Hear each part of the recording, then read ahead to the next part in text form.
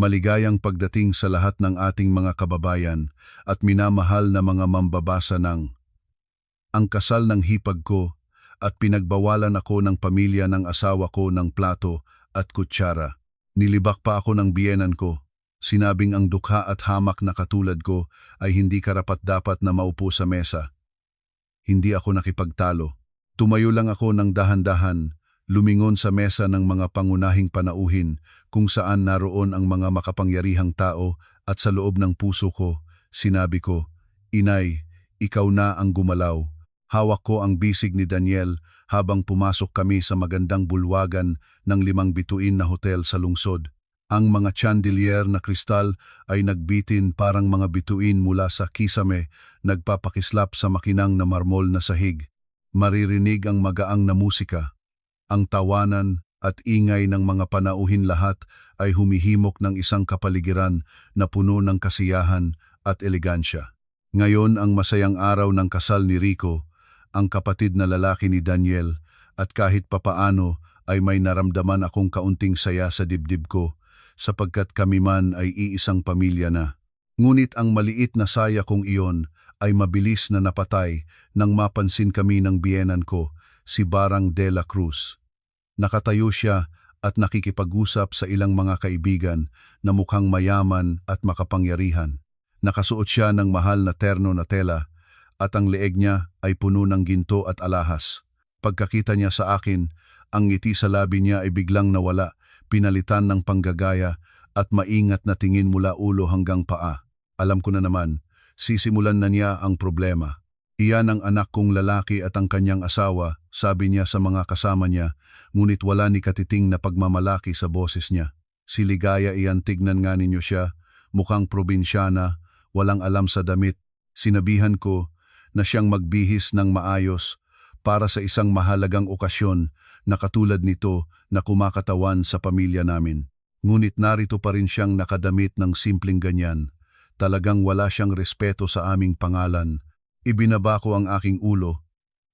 Mahigpit na niyakap ang aking maleta. Ang baro at saya kong may kulay na berdeng esmeralda ay pinili mismo ng aking inay. Pinili pa niya ang tela at pinapunta ako sa pinakamahusay na mananahi sa Maynila. Sinabi ng aking inay, "Hindi kailangang magpakita ng kayamanan, anak. Ang pagiging elegante at disente ay sapat na."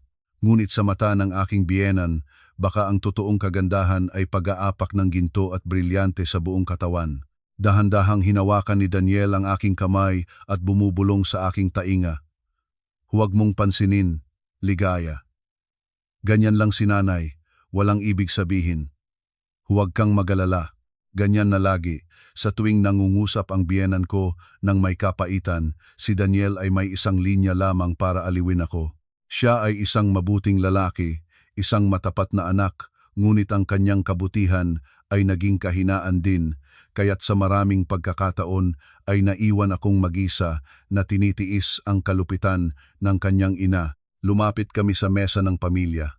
Ang biyenan kong si Tatay Ernesto ay yumukod lang ng pormal at walang nararamdamang pagbati, habang si Barang ay nagkunwaring hindi ko nandoon lumingon sa iba pang mga panauhin na parang malaking tao. Nagsimula na ang pagdiriwang at isa-isang umupo ang mga tao sa kani-kanilang mesa. Tumingin ako sa paligid, bawat mesa ay may kumpleto ng kutsara, tinidor, plato at baso, maliban sa lugar ko. Tumingin ako nang may pagtataka kay Daniel. Ngit-ngit din siya, ngunit bago pa man siya makapagsalita, nauna na ang biyenan ko. Sinadya niyang magsalita ng malakas para marinig ng lahat. Ay naku, baka nalimutan yung para sa kanya. Hintayin ko na lang at kukunin ko. Sino ba naman ang gustong lumabas sa probinsya na wala pang magawa kundi kumain? Dumating dito para sa kasal ng anak ko, hindi para dito para kumain ng libre. Bawat salitang lumagpas sa labi niya ay parang kutsilyo na nagtataga sa aking dangal. Tumataas ang dugo ko, mainit ang mukha ko. Naramdaman ko ang mga tingin ng habag, pag-usisa at maging panunuya mula sa mga taong nakapaligid sa aming mesa. Tumingin ako kay Daniel, nakiusap ang mga mata ko na magsalita siya para sa kanyang asawa. Ngunit hindi. Ibinaba niya ang kanyang ulo, hinila ang aking kamay, at muli na naman ang parehong salita. Wala lang yan, ligaya. Abala lang si nanay, nakalimutan siguro. Tiyagin mo na lang para mapayapa tayo. Mapayapa, napakalalayo ng dalawang salitang iyon para sa akin. Mula nang maging bahagi ng pamilyang ito, hindi ko na mabilang ang bilang ng oras na tiniis ko ang lahat. Ang biyenan ko ay lagi na lang naniniwalang ang aking inay, si Gloria Santos, ay isang simpleng nagbebentang tao sa palengke, walang malaking ginagawa. Hindi niya alam na ang aking inay ay di nagpapakita ng kayamanan hindi dahil wala siyang maipagmamalaki, kundi dahil hindi siya mahilig sa palabas. Ang ganitong mababang pagtingin sa aking inay ay naging dahilan para tratuhin niya ako ng marahas. Naniniwala siya na ang pakikisal ko kay Daniel ay isang malaking kapalaran para sa akin, na ang isang tulad ko ay dapat na mapagpakumbabain at maging mapagtalima. Nanahimik ako. Nagsikap na gampanan ang tungkulin ng isang mabuting manugang, ngunit ang bawat pagtitiis ay may hangganan din nito. Ngayon, dito, sa lugar na ito, naabot na ang hangganan. Umupo ako roon sa gitna ng katatawanan, ingay ng mga baso at plato, at naramdaman ko ang aking puso na walang laman at malamig. Patuloy na nagpapalingid-lingid sa aking isipan ang mga salita ng aking biyenan, tumatarak sa aking kaloob-looban, nagpupukaw ng isang pagkabigo na hindi pa ako nakaranas noon. Hindi na ako nahiyang maramdaman, wala na ring lungkot. Sa halip, isang determinasyon ang unti-unting nabubuo sa loob ko. Tumingin ako kay Daniel, gawa-gawa niyang naglalagay ng pagkain sa aking plato, nagkukunwaring walang naganap. Hindi ako niya tinitingnan. Malamang alam niya rin na hindi niya nagawa ang tungkulin niya bilang asawa. Natatakot siyang makita ang disappointment sa aking mga mata.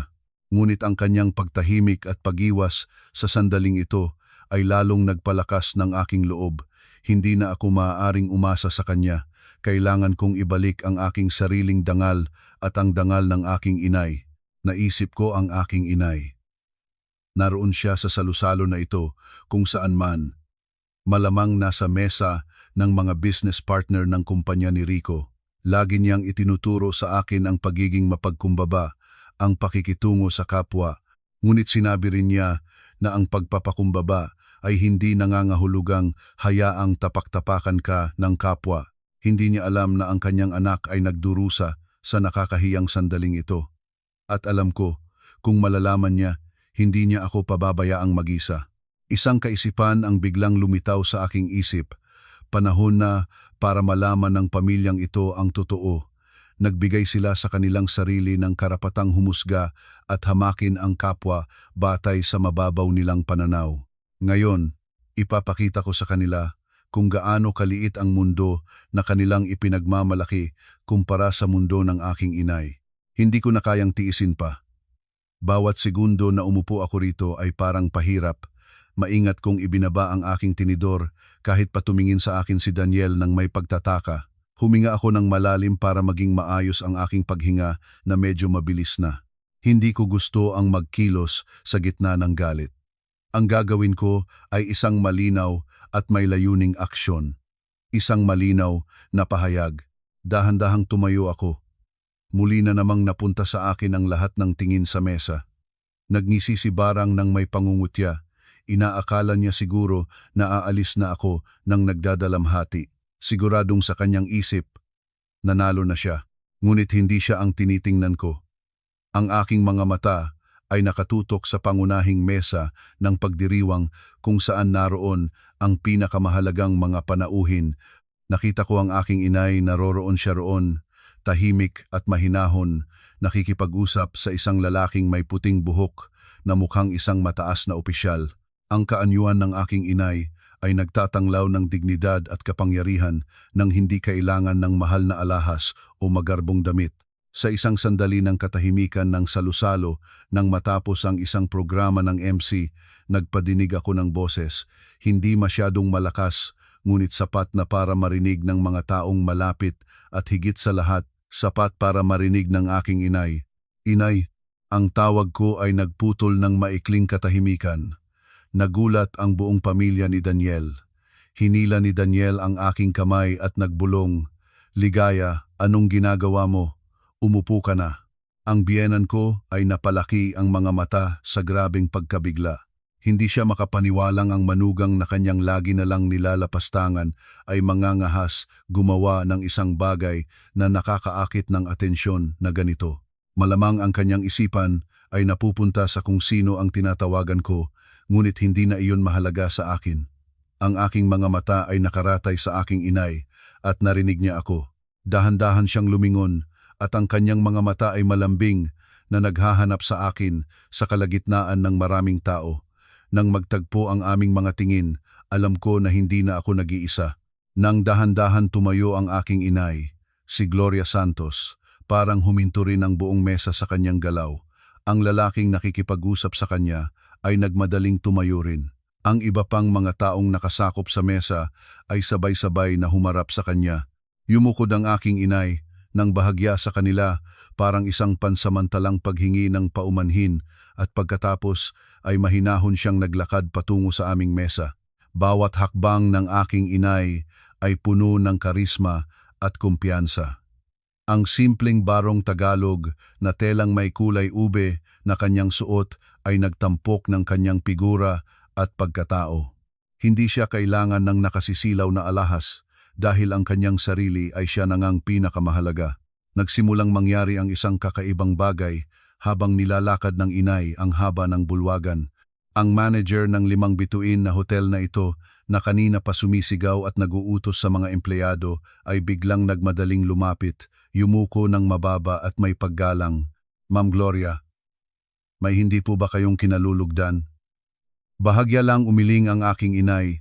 Ang kanyang mga mata ay nakatutok pa rin sa akin.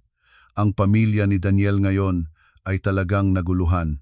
Ang aking biyenan ay bumilatag ang bibig, ang kanyang mga matang palaging mapanuri ay ngayon ay puno lamang ng pagtataka at pagkalito. Ang biyenan kong si Tatay Ernesto, na palaging nagpapanatili ng seryosong mukha, ay hindi rin makatago ng pagkamangha. Si Rico, ang bagong asawang lalaki, at ang kanyang bagong asawang babae ay nagtinan, nangitim ang mukha, at si Daniel na nakatayo sa tabi ko ay nagbago ang mukha ngayon ay pagtingin, tapos pagtingin sa lalaking papalapit. Ang lalaking palagi niyang tinatawag na biyenan, ngunit hindi niya tunay na nakikilala. Lumapit ang aking inay sa aming mesa. Ang mga nakaupo na kamag-anak ni Daniel sa paligid namin ay naramdaman ang kakaibang simbuyo ng hangin. Nanahimik sila. Wala nang nagsalita kahit isa. "May nangyari ba, anak?" Malambing na tanong ng inay ko. Ang kanyang matagal na kamay ay inilagay sa aking balikat. Bago pa man ako makasagot, ang aking biyenan ay nagsimulang magsalita, ngunit hindi na sa parehong tone ng kanyang panghahamak. Nanginginig na ngayon ang boses niya, puno ng pag-aalangan. "Kumusta po, ate? Kayo po ba ang inay ni Ligaya?" Lumingon ang aking inay kay Barang de la Cruz, isang pagtingin na mahinahon ngunit nagdadala ng di nakikitang presyon. "Oo, ako si Gloria, ang inay ni Ligaya. Kayo po si Barang, ang inay ni Daniel." "Oo po, tama po." Sa sandaling iyon, ang ilang mataas na opisyal ng kumpanya kung saan nagtatrabaho si Rico, mga taong kasama ng aking inay sa mesa, ay maingat na lumapit din. Ang isa sa kanila, malamang ang direktong boss ni Rico, ay magalang na yumuko sa aking inay. "Kumusta po, Ma'am Gloria? Hindi namin inaasahang makikita kayo dito. Kayo pala ang inay ni Ma'am Ligaya," ang hipag ni Rico. Ang aking biyenan, nang marinig ito, ay nawalan ng lahat ng kulay sa mukha. Doon niya unang natunton ang lahat. Ang babaeng palagi niyang pinagtutukuran bilang simpleng nagbebenta sa palengke, bilang probinsyana, at hamak, ay siya palang si Gloria Santos, ang CEO ng Santos Group of Companies, isang kilalang personalidad sa mundo ng negosyo, at ang pinakamahalagang strategic partner ng kumpanya ni Rico, ang partnership na kailangan nilang ingatan ng higit sa lahat. Ang malaking kontrata na kamakailan lang ay pinirmahan ni Rico, ang bagay na nagbigay sa kanya ng kakayahang magdaos ng ganitong magarang kasal, ay naaprubahan dahil sa pagsang-ayon ng aking inay. Ang pamilya ng aking asawa ngayon ay lubhang nahindik na natuklasan ang katotohanan ito. Hindi lang nila nilapastangan ang isang manugang, nilapastangan nila ang isang taong may kakayahang tukuyin ang kapalaran ng kanilang pabrika ng pangarap. Ang pagyayabang ay naging takot at kitang-kita ito sa mukha ng bawat isa. Ang aking inay ay hindi na nagsalita pa sa kanila. Lumingon siya sa akin, ang kanyang mga mata ay puno ng pagmamahal at pighati. Tumingin siya sa aking lugar sa mesa, walang plato, walang kutsara, walang tinidor, at naunawaan niya ang lahat. Hindi na niya kailangan pang ipaliwanag sa kanya. Nakita niya ang buong kahihiyan na tiniis ng kanyang anak. Ang kanyang katahimikan ay mas nakakatakot kaysa anumang salita ng galit. Nakapal ang hangin sa paligid, tanging ang mahinang pagagos ng aircon at mabilis na tibok ng puso ng mga nagkamaling manghamak ang maririnig. Malambing na pinisil ng inay ang aking balikat, isang tahimik na pagpapanatag. Pagkatapos, lumingon siya ng diretso sa aking biyenan. Ang boses niya ay mahinahon, ngunit may kalamig na matalim. Barang, narinig ko na pinaghandaan rin ng kasal ni Rico ang kanyang kuya at hipag. Tanda nito, mayroon palang malasakit sa mag-asawang iyon. Siguro, palapit na ang kanilang mabuting kalagayan kaya't natulungan ang bata. Nagulat ang aking biyenan, hindi niya alam kung saan papunta ang pag-uusap. Nagmamadali siyang tumawa ng peke at kumaway. Ay, wala namang malaki roon, ate. Nagmamahal lang ang kapatid sa kapatid. Wala hong ibig sabihin, walang malaki. Nagangat ang kilay ng aking inay. Narinig ko kasi na 10,000 pesos para sa aming pamilya. Hindi ito maliit. Ngunit ang nagtataka sa akin ay bakit may papel na nakasulat na kusang loob na pinirmahan ng aking anak. At pagkatapos, mula sa kanyang maliit na bag, inilabas ng aking inay ang isang papel na nakatiklop at inilagay ito sa mesa. Kahit nakatiklop pa rin ang papel, nang marinig lamang ang nilalaman nito, ang aking biyenan at si Rico ay nangitim ang mukha katulad ng tuyong dahon. Nagulat din si Daniel, lumingon siya sa akin, tapos sa kanyang inay, ang mga mata puno ng pagkalito. Wala siyang alam tungkol sa bagay na ito. Ang nangyari ay ganito. 1 linggo na ang nakalipas. Tinawag ako ng lihim ng biyenan ko sa kanyang kwarto. Nagrereklamo siya tungkol sa malaking gastos ng kasal. Sinabi niyang si Rico ay bago pa lang nagtatrabaho at walang malaking ipon. Binanggit niya na ang tungkulin ng kuya at hipag ay ang tumulong sa mas bata. Sa huli, inilabas niya ang isang nakimot na papel at pinilit akong pumirma. Sinabi niyang para lamang ito sa anyo, para malaman ni Rico kung sino ang nagmahal sa kanya at walang ibang kahulugan. Dahil ayaw kong lumabas ang away sa pamilya at dahil patuloy na sinasabi ni Daniel na sundin ko lang ang nanay para matapos na, ay nagpumilit akong lagdaan ang papel na iyon at tahimik kong kinuha ang aking ipon at ibinigay sa kanya. Hindi ko inakala na malalaman ito ng aking inay at mas hindi ko inakala na magtataglay pa siya ng papel na iyon. Dahan-dahang binuksan ni Magloria ang papel, inilagay ng tuwid sa mesa sa harap ng mga opisyal ng kumpanya na nakatayo roon. Mga Ginoo, hindi ko balak sirain ang masayang okasyong ito, ngunit naniniwala ako na ang salitang kusang loob ay kailangang linawin.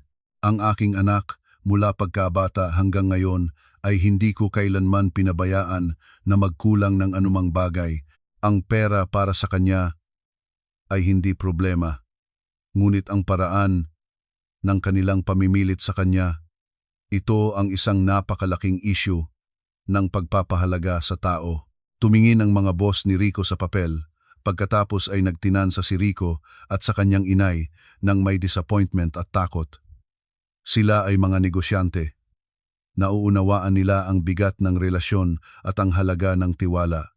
Ang isang taong kayang pilitin ang kanyang manugang na gumawa ng ganitong bagay ay walang garantiya na hindi siya gagamit ng katulad na paraan sa mga kasosyo sa negosyo. Ang imahe ni Rico, isang batang empleyadong puno ng pangako, ay bigla na lamang gumuho sa harap ng kanyang mga superior. Nanginginig ang aking biyenan, ang labi niya ay gumagalaw ngunit walang lumalabas na malinaw. Heto siya, tinitingnan ang papel, tinitingnan ang kanyang anak, pagkatapos ay tinitingnan ang mga makapangyarihang panauhin na nasaksihan ang kahindik-hindik na eksena. Alam niya na nailagay na siya sa dingding.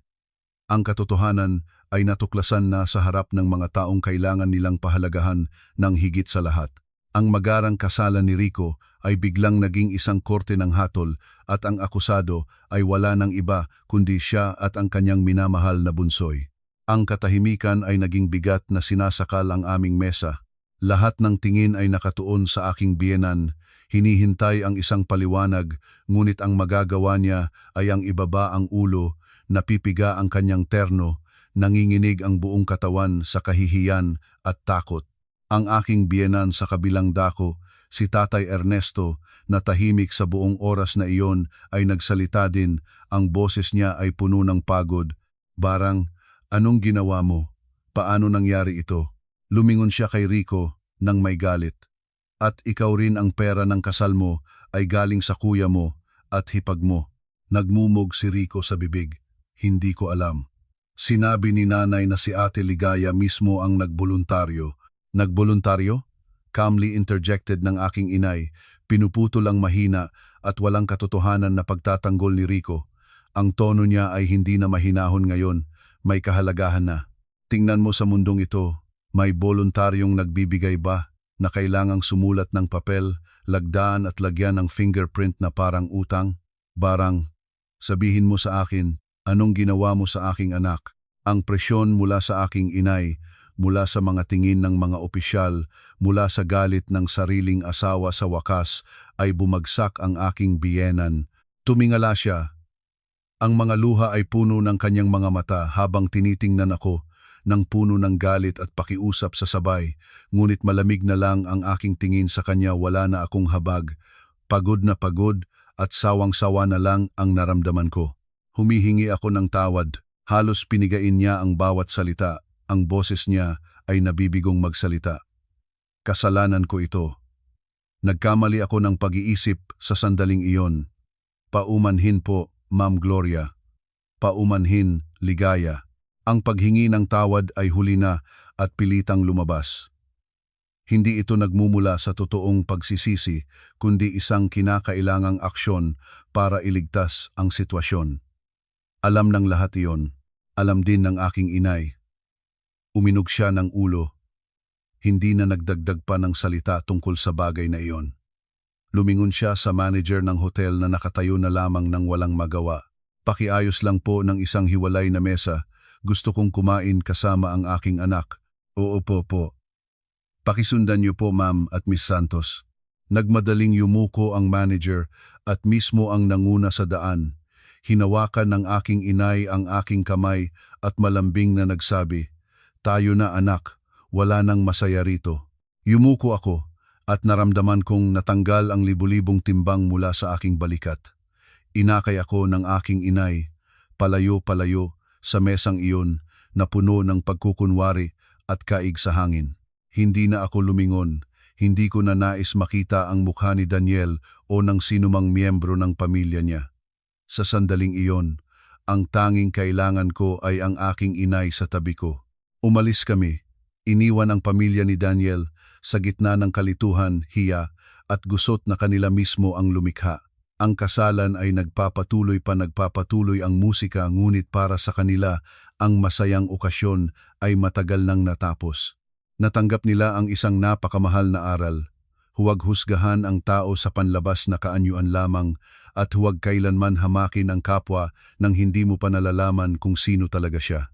Ngunit nagtatanong ako sa sarili ko, sapat ba ang araling iyon para baguhin ang kanilang puso? Dinala kami ng manager ng hotel sa isang maliit, tahimik at mas marangyang kwarto para kumain malayo sa maingay na kapaligiran sa labas. Isinara ang mabibigat na kahoy na pinto, na tila hinaharangan na rin ang mundong puno ng tsismis at kalkulasyon sa labas.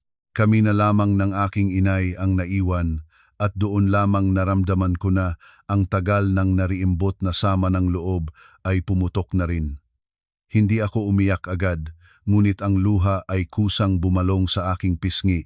Wala siyang sinabi, tahimik lamang na nag-aalok ng tissue at pinunasan ang aking luha. Humingi siya ng mainit na tsaa na bulaklak ang halimuyak ay dahan-dahang kumalat sa hangin at unti-unting nagpatahimik ng aking puso. Maraming tiniis ang aking anak.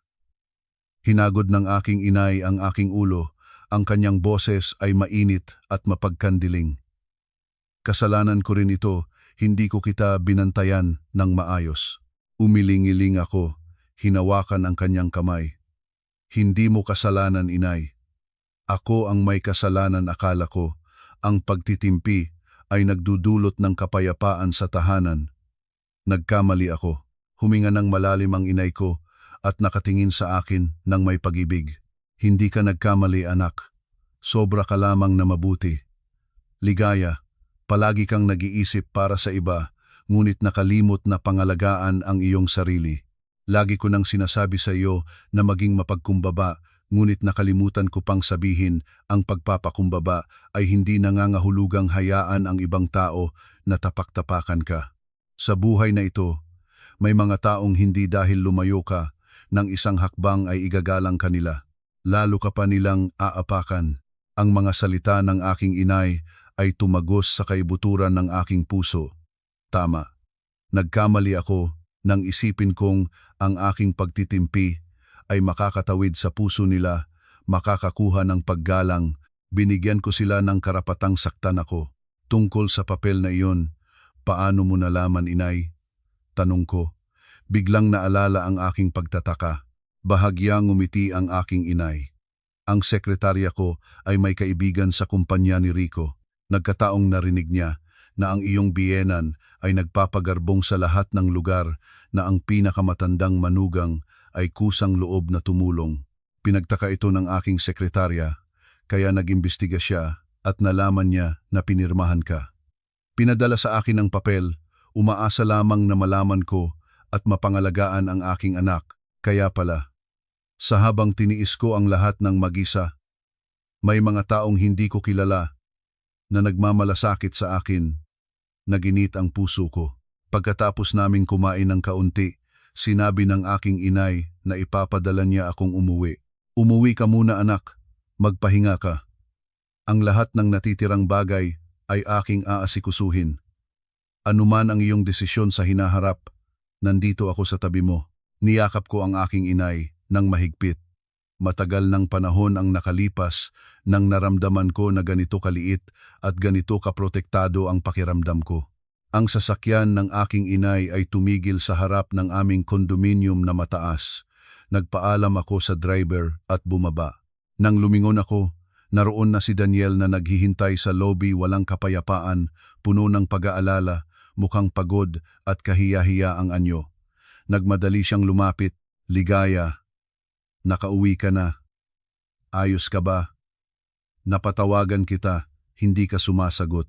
Tahimik ko siyang tiningnan at hindi sumagot. Ang aking telepono ay nakalagay sa silent mode mula nang nasa kwartong kumain kami ng aking inay. Nang makita akong tahimik, lalong naguluhan si Daniel. Ligaya, nandyan ako, pasensya na. Hindi ko alam na gagawin yan ni nanay. Pati ang usapin ng papel totoo, hindi ko talaga alam. Hindi mo alam o hindi mo gustong malaman? Nagsalita na ako sa wakas. Ang aking boses ay kaibang mahinahon. Hindi ba ikaw ang nagsabi sa akin na sundin ko na lang ang nanay para matapos na? Nagulat si Daniel, hindi niya inakala na tandaan ko pa at banggitin ang salitang iyon. Nagmumog siya sa bibig. Nag-iisip lang naman ako ng simpleng, ngunit biglang nagbago ang tono. Pero bakit hindi mo sinabi sa akin na ang inay mo ay ang CEO, Gloria Santos? Kung nalaman ko, hindi sana dumating sa ganito. Ang tanong niya ay parang isang apoy na nagpahayag ng lahat ng aking tagal na naipon na kabiguan. Tiningnan ko siya ng diretsyo, sa unang pagkakataon, nang hindi umiiwas ng tingin. Kaya ba ang problema ay hindi ang nagkamali ang nanay mo nang hamakin ako, kundi nagkamali siya ng tao? Tama ba, Daniel? Kung ngayon ang inay ko ay isang simpleng nagbebentang tao tulad ng inaakala ng inyong pamilya, dapat ba akong magpatuloy sa pagtitimpi, sumukob sa mga insulto? Hindi ganoong ibig sabihin. Ang katotohanan ay hindi ako nagtatago ng lihim. Nagpatuloy ako. Malinaw at matatag ang bawat salita. Ang inay ko ay nandoon lagi. Ganoon pa rin siya bilang tao.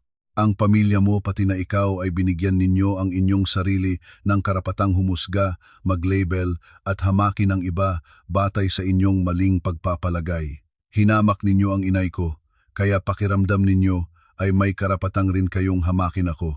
Iyan ang ugat ng lahat ng ito, Daniel. Nanatiling tahimik si Daniel. Hindi niya masagot ang aking mga salita sapagkat ito ay katotohanan, isang bugbog na katotohanang hindi niya mapasinungalingan. Nakatayo siya roon na ibinaba ang ulo. Ang kanyang katahimikan sa sandaling ito ay hindi na inosente pa kundi kabiguan ng isang lalaking hindi pa nagbibinata. Wala na akong ibang gustong sabihin. Lahat ng salita sa sandaling ito ay walang silbi na. Nilampasan ko siya, lumakad patungo sa elevator, at iniwan siya na nag-iisa kasama ang kanyang sariling kaguluhan sa loob. Ang aming relasyon ay malamang may bitak na hindi na maaaring ayusin pa. Lumabas ako mula sa elevator. Tahimik ang mahabang pasilyo. Ang aming unit ay nasa dulo ng pasilyo. Habang papalapit ako, narinig ko ang mga boses mula sa loob, tila mainit at tense ang usapan. Nahulaan ko na ang mga magulang ni Daniel ay nakarating na bago pa ako. Itinulak ko ang pinto. Hindi nakalock. Pumasok ako. Ang unang eksena na nakita ko ay ang aking biyenan na nakaupo sa sofa, mabigat ang mukha. Ang biyenan ko namang si Tatay Ernesto ay paruot parito sa sala, puno ng pag-aalala. Nang makita niya akong dumating, si Barang ay agad na tumayo. Itinuro ang daliri niya sa aking mukha at sumisigaw, "Nakauwi ka na pala? Sinasadya mo ito, hindi ba? Ikaw at ang iyong inay ay nagkasabwat para hiyain ang buong pamilya namin sa kasal ng aking anak. Hindi ba? Ang lohika ng babaeng ito ay nakakaaliw ng kahiya-hiya. Malinaw na siya ang nag-umpisa ng gulo, siya ang humamak sa akin. Ngunit ngayon, kaya niyang baligtarin ang lahat at gawin akong bida ng masama. Ang galit sa loob ko ay kumulo muli, ngunit pinanatag ko ang sarili ko. Sa mga taong hindi handang makinig ng matwid, hindi kapakipakinabang ang galit. Mahinahon kong inilapag ang aking bag, hindi man siya tiningnan. Hindi ko naiintindihan ang sinasabi mo, nanay. Ang humiya sa pamilya natin ay hindi ako. Matapang ka pa rin ngayon. Sumugod siya. Itinaas ang kamay para sampalin ako, ngunit pinigilan siya ni Tatay Ernesto sa tamang sandali. Tumigil ka na, Barang. Hindi ka ba nahihiya? Gusto mo pa bang mas lumala ang sitwasyon? Nagalit siya sa asawa, ngunit ang kanyang galit ay hindi sapat para takutin si Barang. Kinakampi mo siya? Nakita mo ba ang ginawa nila? Sumigaw si Barang. Manugang na yumayabang sa inay niya para hambalusin ang biyenan. Ito ang resulta ng pag-asawa ng isang lalaking probinsyana. Pagod na akong makipagtalo. Gusto ko lang umuwi sa aking kwarto, isara ang pinto, at matulog ng maayos. Lumayo ako patungo sa aming silid-tulugan. Saan ka pupunta? Dito ka muna. Sumigaw si Barang sa aking likuran. Nagpatuloy ako, ngunit nang mahawakan ko ang hawakan ng pinto, napagtanto ko na nakalock ito mula sa labas. Lumingon ako sa kanya nang may pagtataka. Nagngisi si Barang nang may kasiyahan sa tagumpay. Itinaas niya ang isang kumpol ng susi, kasama na ang susi ng aming kwarto. Mula nang ikasal kami, nais ni Barang na hawakan ang isang set ng susi ng bahay para sa emergency. Sinabi ni Daniel, hayaan na lang para hindi na magway. Iyan ang resulta. Ang bahay na ito ay hindi nagtatanggap sa iyo. Ito ang aking bahay. May karapatang ito, palayasin ka. Lumabas ka. Sa sandaling iyon, dumating din si Daniel. Nang makita ang panaong eksena, nagmadali siyang pumasok. Nanay, anong ginagawa mo? Bakit nakalock ang pintuan ng silid ko at ligaya? Itatanong mo pa. Tignan mo ang iyong asawa, nakipagsabwat ito sa labas para hiyain ang nanay mo. Ikaw ang anak ko. O siya. Kailangan kang pumili. Iniabot ng kanyang inay ang kumpol ng susi sa harap ni Daniel. Nahirapan si Daniel. Tinitingnan ang ina. Tinitingnan ako. Nanay, unti-unting pag-usapan natin. Huwag maliban kung luluhod siya at hihinging tawad, huwag mangyaring makapasok sa kwartong iyon. Tiningnan ko ang eksena sa harap ko, malamig ang aking puso. Ang lalaking minahal ko, nakatayo ngayon sa pagitan ng asawa at ng ina, nag-aatubili parang bata. Wala siyang lakas para iprotektahan ang asawa at walang determinasyon para magsalita ng katotohanang makatarungan. Hindi ko na siya hihintayin pa. Hindi ako magmamakaawa, hindi makikipagtalo. Mahinahon kong inilabas ang aking telepono mula sa bag, hinanap sa contacts ang serbisyo ng locksmith na available 24 oras na ilang beses ko nang nahanapan. Pinindot ko ang call button ng harapan ng buong pamilya nila. Alo, may available po ba kayong locksmith sa aming address? Malinaw at malakas ang binigkas ko ng address ng bahay. Nagulat ang 3 miyembro ng pamilyang De La Cruz. Malaki ang mga mata ng biyenan ko. Hindi siya makapaniwalang ganito ko iyon gagawin. Akala niya ay iiyak ako, mananalangin, maaatim sa desisyon ng anak niya. Hindi niya inasahan na kaya kong tahimik na resolbahin ang problema ng mag-isa. Ikaw, nagmumog siya. Bakit ako hindi? Ibinaba ko ang telepono, tumingin ng diretso sa kanyang mga mata. Tirahan ko rin ito. May karapatang makapasok sa aking kwarto. Kung hindi mo bubuksan, hihiling ako sa iba na gawin. Ang aking katahimikan ay lalo lang nagpagalit sa kanya, ngunit wala siyang magawa. Alam niya na ang ligaya ngayon ay hindi na ang manugang na maaari niyang dayain. Mga 20 minuto pa tumunog ang doorbell. Dumating ang locksmith. Binuksan ni Daniel ang pintuan, nandoon pa rin ang pagkalito at kahihiyan sa kanyang mukha. Ang batang locksmith ay pumasok.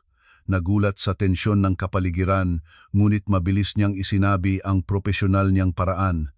Kumusta po? Kayo ba ang tumawag? Alin pong pintuan? Ito po. Itinuro ko ang kwarto namin.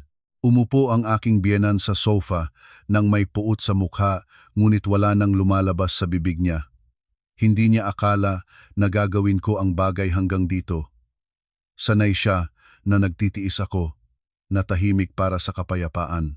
Tinangkilik ng biyenan ko ang pangalan ni Tatay Ernesto, nagiling ito ng mapagod at pumasok sa sarili niyang kwarto, matunog na isinara ang pinto. Mabilis na nagtrabaho ang locksmith, ilang sandali lamang, nabuksan na ang pintuan, pinalitan niya ng bago ang lock at ibinigay sa akin ang bagong susi. Lahat ay ULM 500 na po, ate. Nagbayad ako at nagpasalamat. Pagkatapos, lumabas ang locksmith, 3 tao na lang kami sa sala. Katahimikan, kakaibang katahimikan. Tumingin sa akin si Daniel, masalimuot ang kanyang tingin, may paninisi, may kawalan ng kakayahan. Hindi mo kailangang gawing ganito ang lahat. Sabi niya, nang mahinahon. Ang gumawa nito ng ganito ay hindi ako. Sumagot ako at wala na akong ibinulong pa. Diretso akong pumasok sa silid at isinara ang pinto. Sa pagkakataong ito, ako na ang nag-lock mula sa loob. Sumisinag ang aking likod sa pinto. Naglabas ng mahabang hininga. Pagod na pagod ang buong katawan ko. Napakaraming nangyari ngayon. Tiningnan ko ang paligid ng kwarto, pamilyar ang lahat. Puno ng mga alaala ng 2 mag-asawa simula noong bago pa lang kami.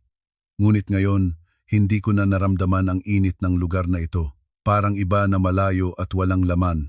Lumapit ako sa aparador, inilabas ang damit pang tulog para maligo, ngunit nang ibuksan ko ang pinto ng aparador, isang masamang pakiramdam ang biglang dumating. Ang aking mga mata ay kusang napunta sa maliit na kahon na nasa dulo ng sulok sa ilalim ng mga damit na hindi masyadong isinusuot.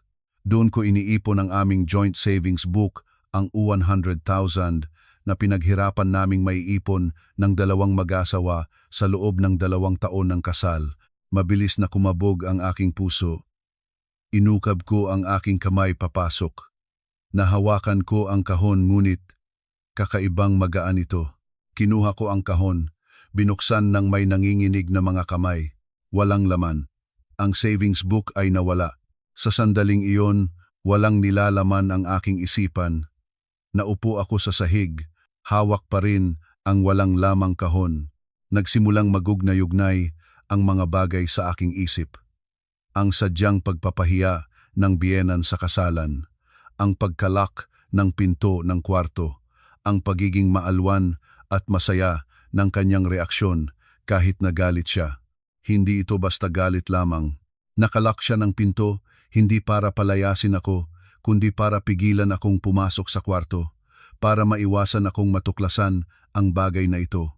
O baka kailangan niya ng oras para gumawa ng isang bagay, 100,000 delo. Hindi malaki para sa aking inay, ngunit para sa mag-asawa naming dalawa, iyon ang lahat ng aming mayroon. Iyon ang pawis, luha, at mga pangarap, mga plano para sa hinaharap. At ngayon, nawala na. Alam ko kung sino ang kumuha.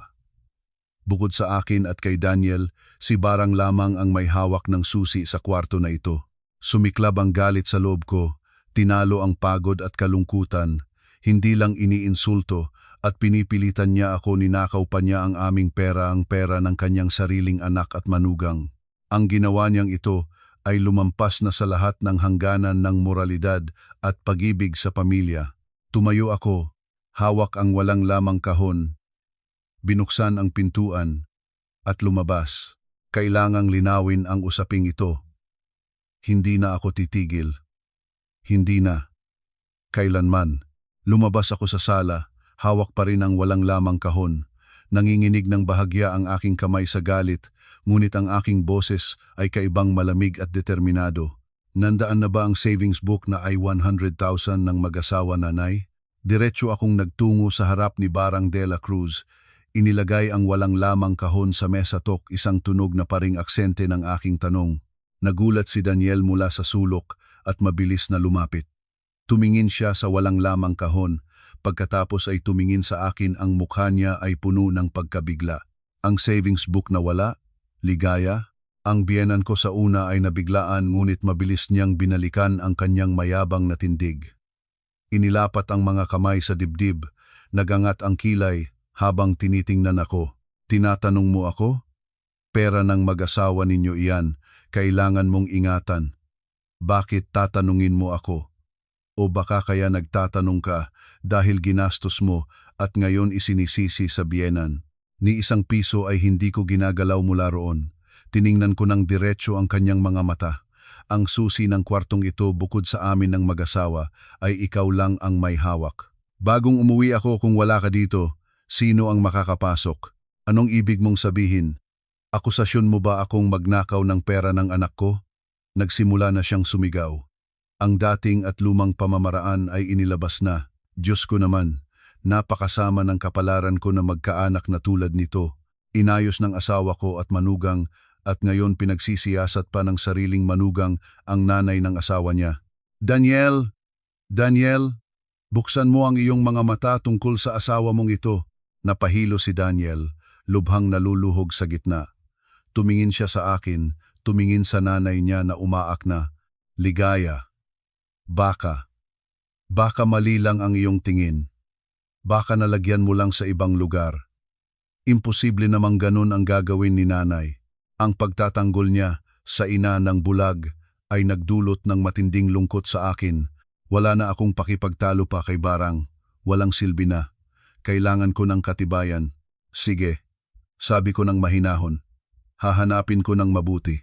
Lumingon ako, umupo sa sofa, at inilabas ang aking telepono. Habang patuloy na nagrereklamo ang aking biyenan, tahimik kong binuksan ang banking app sa telepono. Ang savings account na iyon ay nakalink sa aming joint account. Ang bawat transaksyon ay nire-record. Hindi mahirap hanapin. Ang history ng transaksyon ay lumabas ng malinaw sa screen. Notification. Na i-close ang savings account, 100,000 sa branch ng Quezon Avenue, 2:35 p.m. ngayon. Is greater than transferred to account of Edison de la Cruz. Ibig sabihin, kaagad pagkabalik ng aking biyenan mula sa kasal, habang kami ng aking inay ay nasa hiwalay na kwartong kumakain sa hotel, may isang tao na nagtungo sa bank branch, at ang tatanggap ay hindi iba't ang kapatid ni Daniel, si Rico. Kinuha ko ang telepono at lumapit kay Daniel.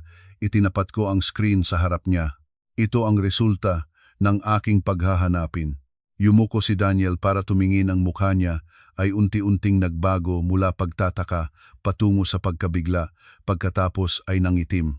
Sa screen ng telepono, napakaliwanag ng nakasulat, "Transferred through 100,000 to Edison de la Cruz." Pangalan ng kapatid niya, si Rico. Tumingala si Daniel at tinitingnan ang kanyang inay nang hindi siya makapaniwalang paniwala. Nagmumog siya, "Nanay." Nang nakita ng biyenan ko na tinitingnan siya ng anak niya ng ganitong tingin, nang hina siya. Sumilip siya sa screen ng telepono at nang makita ang pangalan ng kanyang bunsoy, alam niyang hindi na siya makakatanggi. Natapos na ang pagganap ng pag-iyak, inubo niya ng bahagya, sinubukan pang maging normal ang pagkatao, ngunit nanginginig na ang boses niya. Kaya pinagalawa ko kay Rico para sa kanya bagong mag-asawa sila, maraming gastusin. Kayo ang kuya at hipag, may obligasyon kayong tumulong sa mas bata. Para lang sa pamilya, ano ba ang malaki roon? Ang lohika niya ay nakakamangha sa kakulangan ng katotohanan. Ninakaw ang pera ng panganay na anak, sariling wili na ipinagbigay sa bunso, at ginagamit pa ang pagmamahal sa pamilya para ipaliwanag ang ganoong gawa. Si Daniel sa wakas ay naunawaan ang lahat. Tumingin siya sa ina ng puno ng disappointment sa boses niya. "Nanay, paano mo nagawa iyan nang hindi man lang kami tinanong? Iyan ang ipon ng aming mag-asawa. Kung tatanungin ko kayo, ibibigay ba ninyo? Lalo na ang asawa mo." Itinuro niya ako. "Alam ko na ang ugali ng imot na iyan. Tapos na ang usapan. Pamilya tayo o 100,000 dilyo, hindi o 100 milyon ang usapan. Anong drama nito?" Pagkatapos ay paiwas siyang aalis parang walang nangyari. Ngunit hindi ko siya pinayagan. "Huwag pong umalis, nanay. Ang aking boses ay hindi malakas, ngunit may sapat na bigat para pigilin si Barang sa kanyang hakbang." Lumingon siya sa akin, ang mga mata niya puno ng galit at kaunting takot. Hindi pa tapos ang usapan. Nagpatuloy ako, nakatutok ang tingin ko sa kanya. Hindi ko pinapansin kung magkano A1, 100,000 o A100. Ang pagkuha ng pera ng iba nang walang pahintulot ay tinatawag na malinaw, at walang takot akong nagsalita ng dalawang salita. Pagnanakaw. Nangitim ang mukha ng aking biyenan sa galit. Buong buhay niya, malamang wala pang katulad niyang nagsalita ng ganito ng harapan, lalong-lalo na ang manugang na kanyang lagi na lang nilalapastangan. Ikaw ay matagal ng masamang bibig manguusap pa ng ganito sa biyenan mo? Sabihin ninyo sa akin kung anong pangalang nararapat na itawag sa ginawa ng nanay." Bumalik ang aking tanong. Lumingon si Daniel nang may takot sa sitwasyon, nagmadaling pumagitnaan. "Teka, Ligaya, gustong tumulong lang si nanay kay Rico. May paraan tayong pag-usapan ito ng mahinahon." Lumingon ako kay Daniel. Ang aking disappointment ay umabot na sa pinakamataas na antas. "Hindi na ito tungkol sa pera, Daniel. Ito ay tungkol sa tama at mali, tungkol sa respeto. Wala si nanay ng respeto sa atin, sa aming pagsisikap. Kung hayaan natin ito ngayon, magkakaroon pa ng sumunod na pagkakataon. Naiintindihan mo ba?" Ibinaba ng Daniel ang ulo tahimik. Nauunawaan niya, ngunit hindi siya nangangahas suwayin ang sariling ina. Ang kanyang katamaran ay minsan pang nagiwan sa akin na lumaban ng mag-isa. Hindi ko na siya tinitingnan. Lumingon ako sa aking biyenan. Hindi ko kailangan ng dahilan. Kailangan ko lang ng pera ng aming mag-asawa na ibinalik ng buo. Nanay at Rico ay may 3 araw. Kung sa loob ng 3 araw, ang 100,000 ay hindi bumalik sa aming account, hindi na tayo mag-uusap pa ng may pag-aari.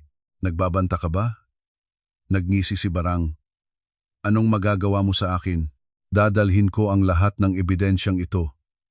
Itinaas ko ang telepono, kasama ang papel ng E10,000 na pinilit niya akong pirmahan sa pinakamalapit na police station at mag-uulat ng kasong pagnanakaw. Naniniwala akong patas ang batas. Ang salitang pulis at batas ay tila tinamaan ang pinakamalalim na takot ng aking biyenan. Namatay ang ngisi sa kanyang labi. Ang galit sa kanyang mukha ay naging gulat. Maaari siyang sumigaw, maaari siyang murahin, ngunit natatakot siya sa anumang may kinalaman sa awtoridad.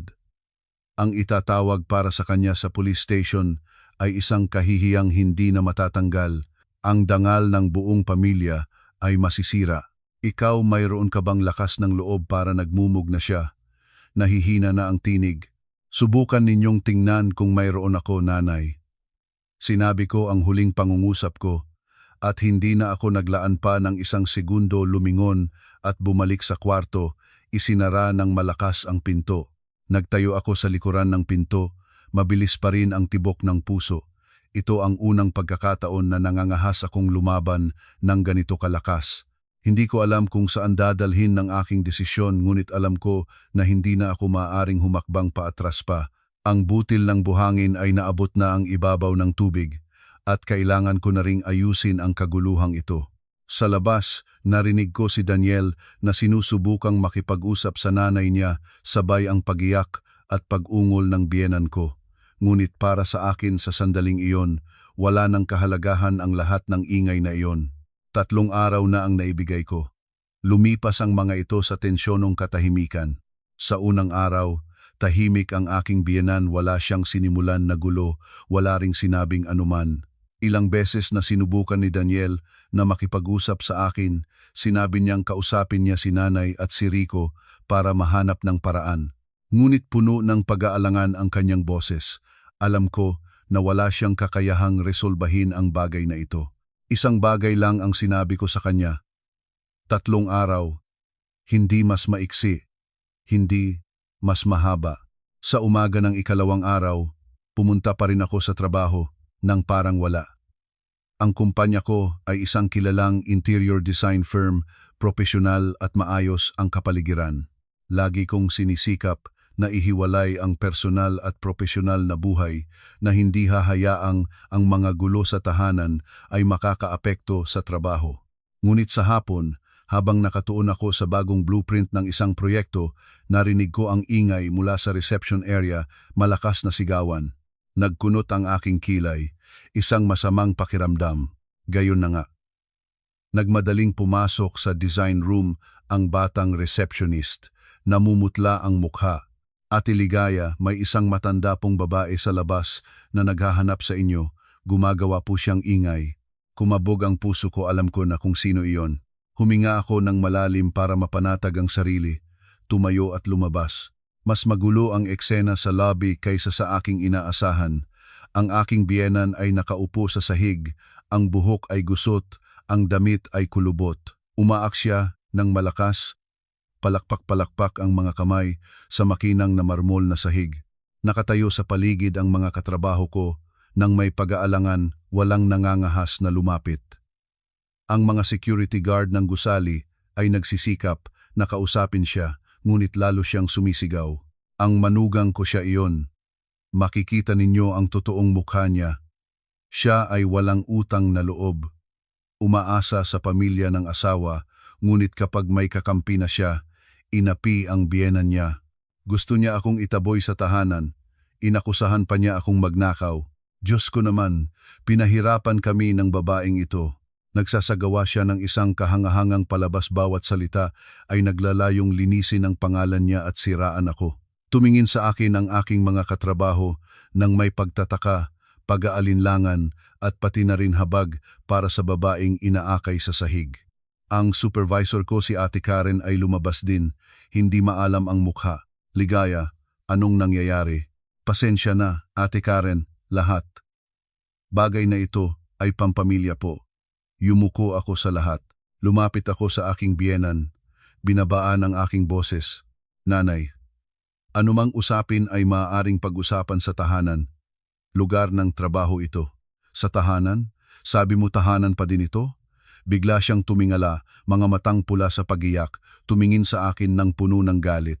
Babalik kami para ipagpatuloy mong apihin ang matandang ito? Hindi kailangan kong sabihin sa lahat dito ang totoo tungkol sa iyo. Ang babaeng umaasa sa asawa ngayon, parang may kakampi na, ay bumabalik para daluhan ng abala ang biyenan.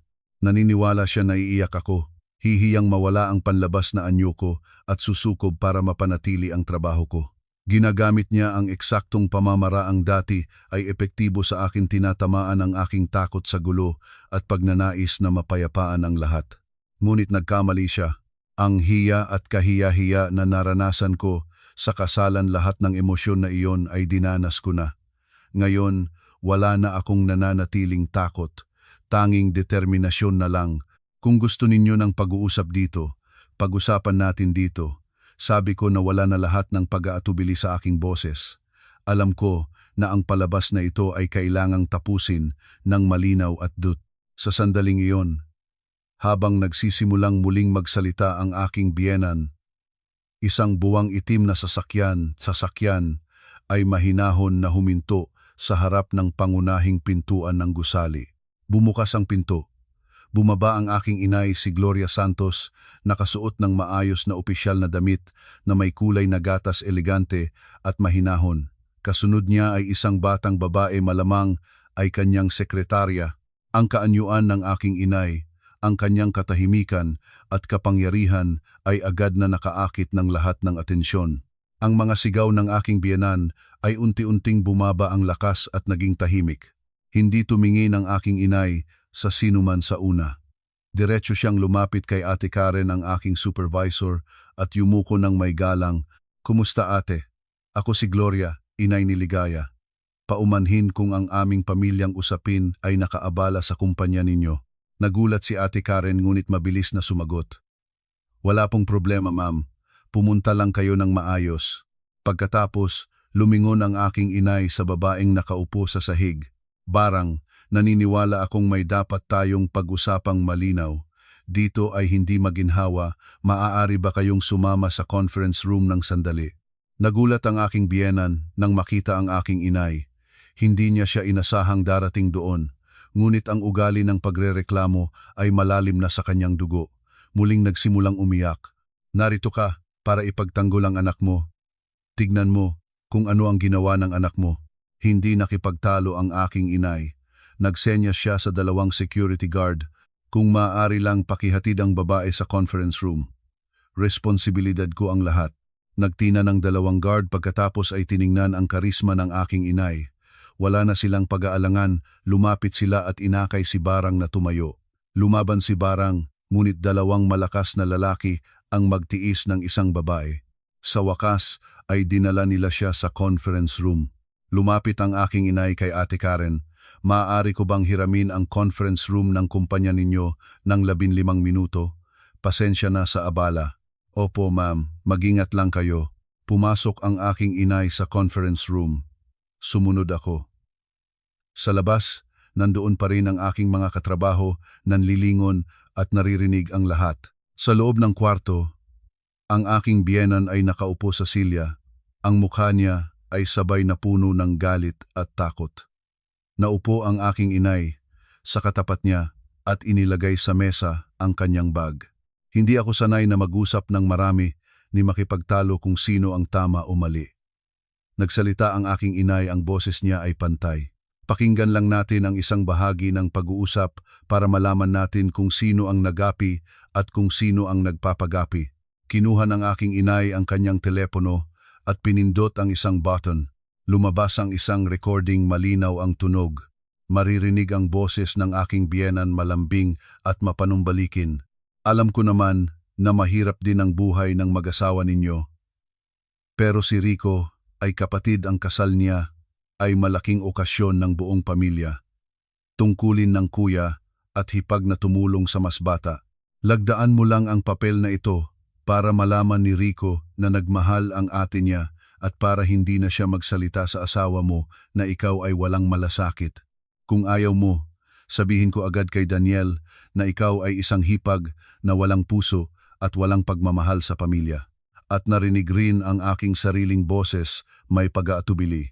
"Pero po, nanay, malaki naman pong 110,000 para sa amin ng mag-asawa." Natapos ang recording. Ito ang eksaktong pag-uusap noong hinimok niya akong pumirma sa papel. Pagkatapos noon, ikinuwento ko iyon sa aking inay. Wala siyang sinabi sa oras na iyon, ngunit tahimik niyang inutos sa akin na mula sa araw na iyon, sa tuwing mag-uusap ako ng lihim sa biyenan ko, buksan ang recording sa telepono para sa sariling proteksyon. Hindi ko naisipang magagamit ito ng eksakto sa sandaling ito. Sa loob ng conference room, ang aking biyenan ay nanatiling walang galaw. pula, pagkatapos ay puti ang kanyang mukha, wala nang natitira kahit isang patak ng dugo.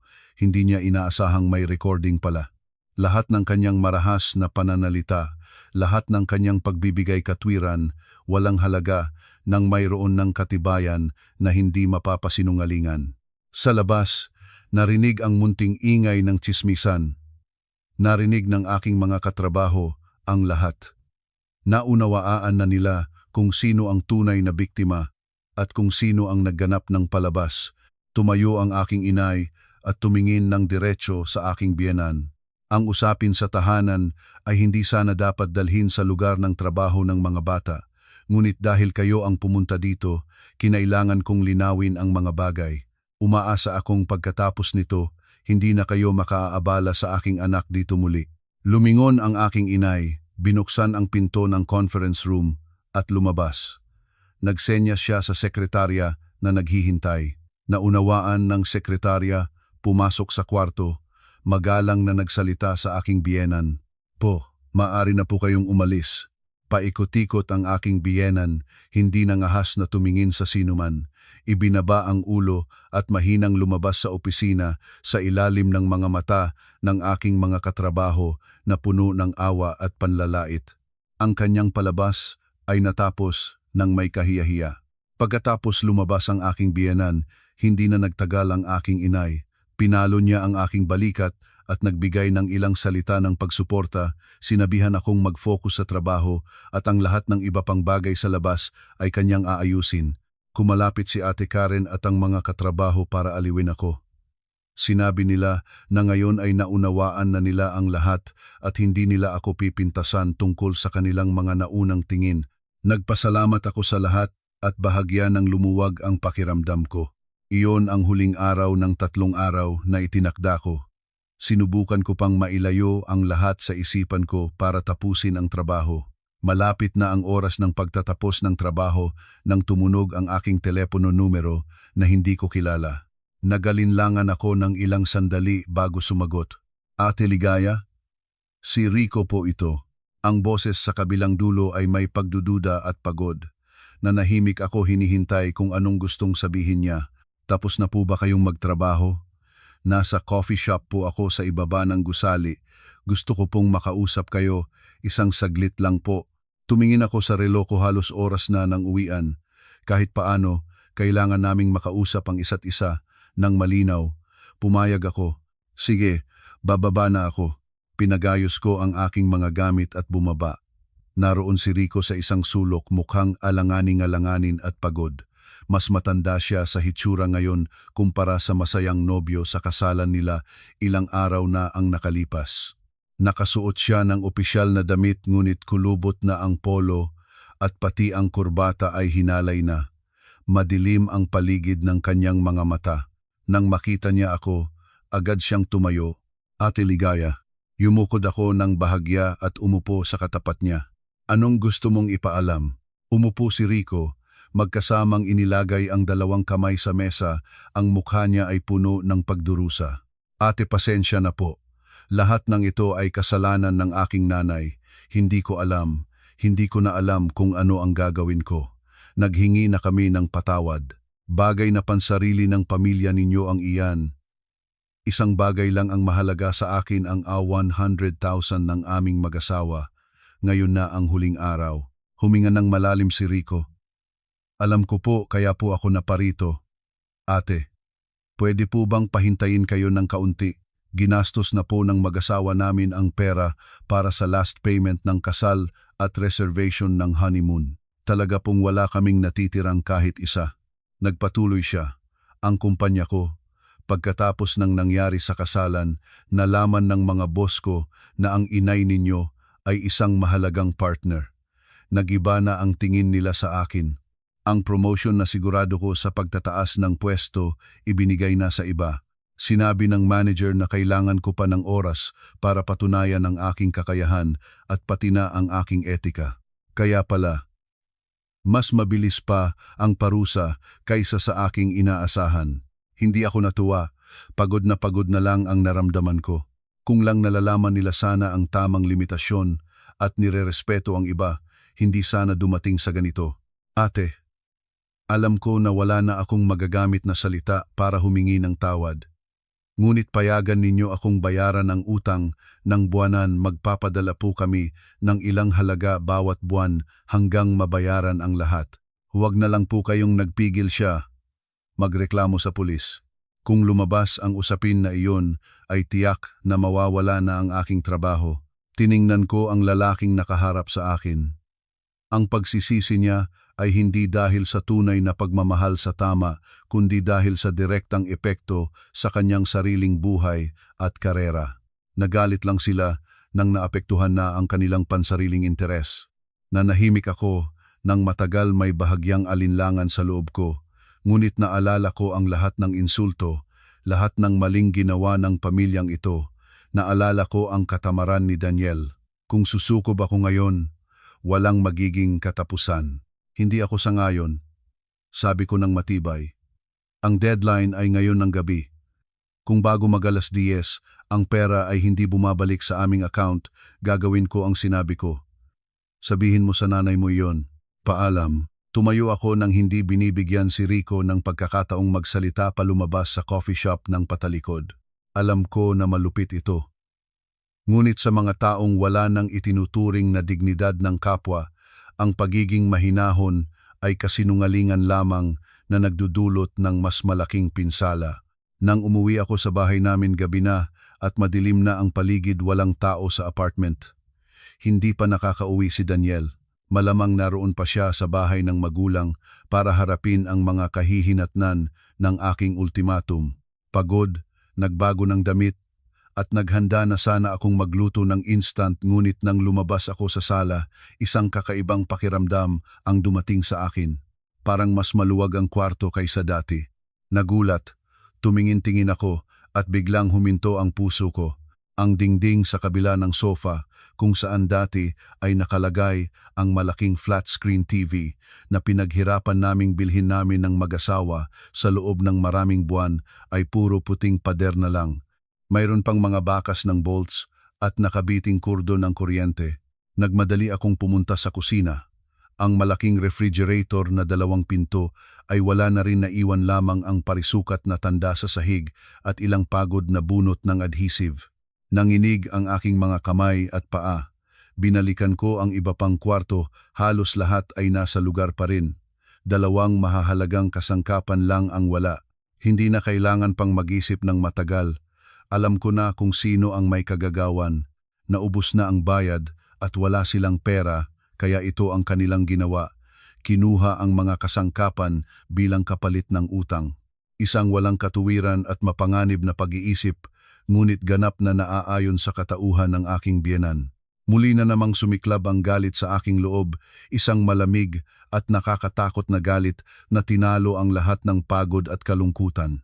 Hindi lang pala siya magnanakaw ng pera, nagpadala pa siya ng tao para salakayin ang aming tahanan para kumuha ng mga gamit. Hindi na ito usapin pang pamilya ito na ay gawin ng isang nagnanakaw. Nanginginig akong nagtungo sa harap ng pintuan.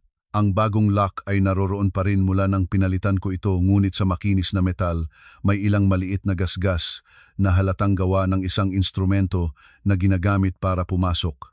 Humakbang ako ng ilang hakbang at tiningnan ang itaas ng pintuan. Sa sulok na roon ang maliit na security camera na lihim kong na-install ilang buwan na ang nakakaraan. Sa mga nakaraang linggo, paminsan-minsan, napipiling ko na may naglipat ng aking mga personal na gamit at nawawala ring kaunting pera sa aking pitaka. Ikinuwento ko kay Daniel, ngunit pinalakpak niya ang aking imahe at sinabing sobra akong nag-iisip. Wala nang ibang paraan, mag-isa kong na-install ang maliit na camera para malaman ang katotohanan. Hindi ko inakala na magagamit ito ngayon at ganito kaimportante. Bumalik ang kalmahan sa akin ng kakaibang paraan. Alam ko na kung ano ang dapat gawin. Nawala na lahat ng takot, nandoon lamang ang bakal na determinasyon. Ang pamilya na ito, ang kasal na ito, lahat ay lumampas na sa aking makakaya. Umupo ako sa sofa at mabilis na nagsimulang magplano sa isipan. Hindi ako humiyaw, hindi umiyak. Malamang ang aking luha ay natuyo na pagkatapos ng napakaraming paulit-ulit na pinsala. Ang unang ginawa ko ay binuksan ang telepono at ikinonekta sa CCTV app. Lumabas ang video ng malinaw. Mga 4:00 ng hapon ngayon, habang nasa trabaho pa ako, ang aking biyenan ay pumasok ng may 2 lalaking hindi kilala sa harap ng pintuan namin. Sinubukan niya ang lumang susi, ngunit hindi na umaangkop. Pagkatapos ay nagsenyas sa isa sa mga lalaki. Inilabas ng lalaki ang isang toolbox. Pagkatapos na makitang wala ang guard, nagawa nilang ipasok ang isa sa kanila sa loob ng aming kondominium. Mga 30 minuto ang lumipas, ang 2 lalaki ay lumabas nang dala-dala ang flat screen TV at ang refrigerator sa ilalim ng direksyon ng aking biyenan. Ang mukha niya sa video ay walang kahihiyan, naroroon pa ang kasiyahan. Inisave ko ang video sa telepono. Isang ebidensyang hindi mapapasinungalingan. Pagkatapos ay pinindot ko ang numero ng Daniel. Ilang tunog ng ring bago sumagot ang boses niya ay pagod at umiiwas. Oo, Ligaya? Umuwi ka na dito agad. May mahahalagang usapin. Malamig ang aking boses. Walang anumang emosyon. May nangyari ba? Nandito pa ako sa bahay ng magulang ko. Ang nanay ko ay hindi mabuti ang pakiramdam. Tinanong ko siya ng may katatawanang ngiti. Hindi maganda ang pakiramdam ng nanay mo o abala siya sa pag-imbentaryo ng mga gamit na dala niya mula sa ating bahay. Nawala ang TV at refrigerator natin. Alam mo ba? Sa kabilang dulo, nanahimik sandali si Daniel. Pagkatapos ay narinig ang isang malalim na hininga at ito ang katagang iyon, ang isang pangungusap na tuluyang pinatay ang lahat ng natitirang pag-asa ko para sa lalaking ito. Alam ko na yon, Ligaya. Sinabi sa akin ni nanay wala kasing pera para ibayad agad, kaya pinawala muna ang mga gamit para sa bahay ni Rico, bawas sa utang. Kababayan naman natin silang lahat, huwag mo nang palakihin. Ito lang naman, kababayan naman. Naninakaw ang pera at sinasabi, regalo sa kapatid. Kinukuha ang mga gamit at tinawag itong pabor para sa pinakamalapit. Ang katamaran at lihis na pag-iisip ni Daniel ay naabot na ang buto ng kanyang utak, hindi na siya magbabago. Nalalaman mo ba kung anong tawag sa kusang wili na pumasok sa bahay ng iba at kumuha ng mga gamit ng walang pahintulot? Mahinahon ang aking boses. Pagnanakaw, ilegal na pagpasok sa tirahan. Daniel, naiintindihan mo ba ang seriousness nito? Alam ko naman, pero iyan ang nanay ko eh. Sapat na, pinuputol ko siya. Naiintindihan ko na ang sagot mo, wala na akong masasabi pa sa iyo. Ibinaba ko ang tawag, hindi binibigyan si Daniel ng pagkakataon pang magsalita ng kahit isang salita. Ang lahat ng pagmamahal, ang lahat ng pag-asa, ang lahat ng pagnanais na manatili sa kasal na ito, patay na lahat. Nang walang pag-aatubili, pinukpok ko ang listahan ng contacts at hanapin ang numero ng police station ng barangay na nahanap ko na noong nakaraang gabi. Pinindot ko ang tawag. Opo, police station ng barangay. Ito po ba? Gustong magulat ng pagnanakaw. Ang aming tirahan sa address na ito ay nilabasan ng mga gamit na may malaking halaga ng walang pahintulot. Ang aking boses ay tumitig sa loob ng walang lamang sala, malinaw at walang takot. Ang huling patak ng tubig ay tumawid sa labi ng baso. Mula sa sandaling ito, walang napag-ibig ng pamilya, mayroon lamang katarungan ibinibigay ng batas. Pagkatapos ng tawag, umupo akong tahimik sa dilim, naghihintay, mga 15 minuto, pa dumating ang 2 pulis. Inilahad ko ang buong nangyari ng maayos at malinaw mula sa nawalang U100,000 hanggang sa pagkawala ng mga kasangkapan. Ibinigay ko ang video mula sa CCTV bilang ebidensya. Tiningnan ng mga pulis ang video, ang mukha nila ay naging seryoso. Kumuha sila ng ulat, kumuha ng larawan ng eksena at sinabi na mabilis nilang itatawag ang mga taong may kinalaman. Nang gabi na iyon, hindi na ako nagtago sa aming malamig at walang laman na apartment. Tinawagan ko ang aking inay at maikli kong ikinuwento ang lahat. Tumingin siya sa akin ng pagod at gulo-gulo at hindi na siya nagtanong pa ng marami. Mahinahon niyang inakap ako, nagluto ng mainit na lugaw at ginabayan akong matulog. Nang gabing iyon, sa unang pagkakataon, pagkatapos ng matagal na panahon, nakatulog ako ng malalim, walang bangungot, sa aking dating kwarto na pamilyar at mapagkandiling. Kinabukasan, habang kumakain kami ng almusal ng aking inay, patuloy na tumutunog ang aking telepono. Si Daniel muna, pagkatapos ay si Rico, at pati ang landline ng bahay ng pamilya ni Daniel. Pinagsabay ko ang lahat, walang sinagot ni isa. Alam ko kung bakit tumatawag sila. Siguradong nakarating na sa kanila ang balita ng pagdating ng pulis. Tumingin sa akin ang aking inay, ang mga mata niya ay puno ng pagmamahal at determinasyon. Napagpasyahan mo na, anak? Yumuko ako. Opo, inay. Hindi na po ako kayang magpatuloy pa. Mabuti. Maigsi ang sagot ng aking inay. Kaya ngayon ay harapin na nating lahat ito ng tuluyan. Kumain ka pa at tayo na pagkatapos. Mga 9:00 ng umaga, hinarang kami ng aking inay sa kotse papunta sa bahay ng pamilya ni Daniel. Ang bahay na iyon, isang 3 palapag na bahay sa isang makitid, ngunit maginhawang kalye ay laging nagbibigay sa akin ng bigat sa dibdib tuwing dumarating. Ngayon, kakaibang pakiramdam ang aking naramdaman, mapayapa, parang malapit ng matapos. Pumasok kami sa bahay nang hindi na nagring ng doorbell dahil halos nakabukas lang ang pinto. Ang buong pamilya ni Daniel ay nandoon sa sala, mabigat ang kapaligiran. Nakaupo si Tatay Ernesto sa malaking silya, nanlalabo ang mukha, halos hindi mapigilan ang sarili sa pagbalik-balik ng paninigarilyo. Si Rico at ang bagong asawa nito ay nakaupo sa isang sulok, namumutla ang mga mukha. Si Daniel ay paroot parito, hindi matahan. Ngunit ang sentro ng lahat ng atensyon ay ang aking biyenan. Hindi na siya katulad ng palaging handang makipaglaban. Nakaupo siya nang nakakumpol sa sofa, namumuo ang mga mata sa pagiyak, gusot ang buhok.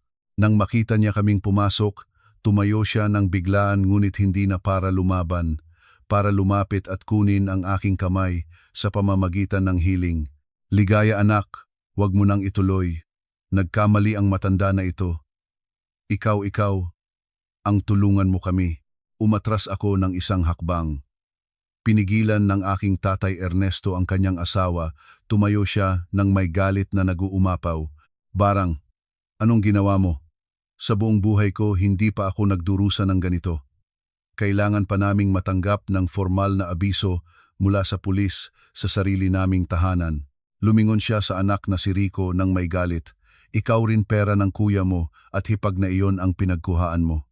Nagmumog si Rico. Hindi ko alam, tatay. Kusang loob?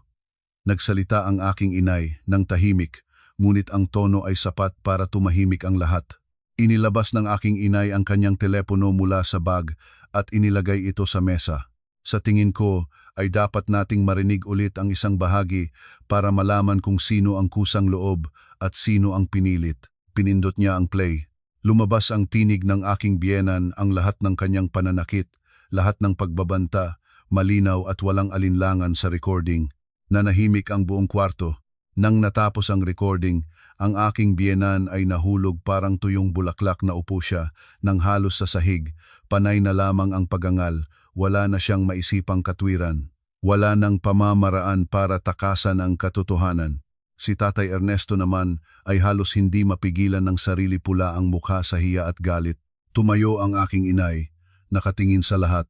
Ginoo at ginang sa tulong ng ebidensyang ito, kasama ang salaysay ng 2 lalaking inarkila para pumasok sa aming bahay at kunin ang mga kasangkapan, naniniwala akong ang kasong iligal na pagpasok at pagnanakaw na iniharap laban kay Barang po dito ay mahirap ng tanggihan.